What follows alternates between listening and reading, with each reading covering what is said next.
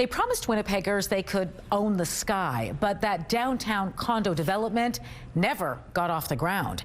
Now the two developers behind it are going to jail for fraud. CTV's Joseph Bernacki is standing by live with the latest. Joseph, what was the sentence handed down this week? Marilee, earlier this week, the two men behind Fortress Real Developments, the company in charge, were sentenced to 5 years in prison and ordered to pay $12.2 million each. Jawad Rathor and Vince Petroza were found guilty of defrauding millions of dollars from SkyCity investors and millions more from another Ontario development in May last year. The tower site itself in downtown Winnipeg is still a surface parking lot.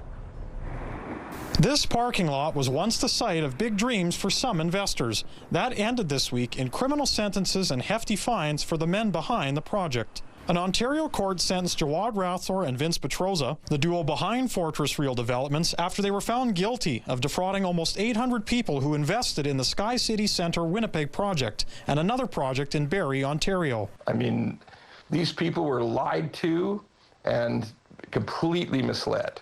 And that can happen to anybody. Ron Butler, a Toronto mortgage broker, has followed the case for years. They had a track record, but that's the way con men work.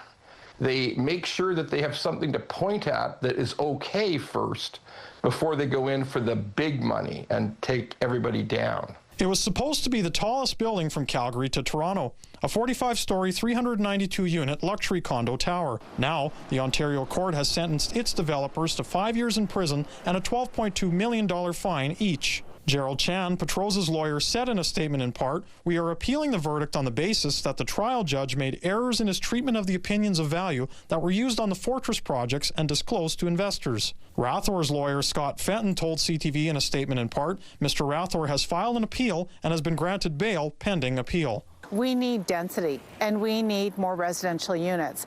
And so this parking lot is a strategic location for density, for development. Rochelle Squires, CEO of Centre Venture, remembers a time when this site at Graham Avenue and Gary Street promised homes for hundreds right downtown. Now, she's confident another condo development could come alive here. There's enough incentives in the mix so that a proponent could bring forward a viable project on this property, and it wouldn't necessarily need to be 40 stories to make it viable. In the meantime, Butler says it was a sophisticated scheme, the scale of which hasn't been seen before, and investors are unlikely to get any of their money back. This is not a victimless crime. This is the worst kind of crime, really.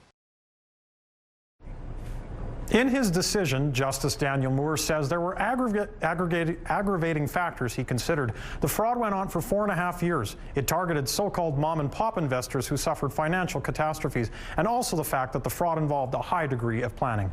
So how much money did investors lose then between these two projects? Marilee, the court documents say that the gross amount of the fraud for both projects was $33.1 million, but the actual loss was determined to be $24.4 million. The amount the developers are ordered to pay, and Justice Moore said in his closing remarks, no sentence is going to get the investors their money back. Yikes. All right. Thanks for this, Joseph.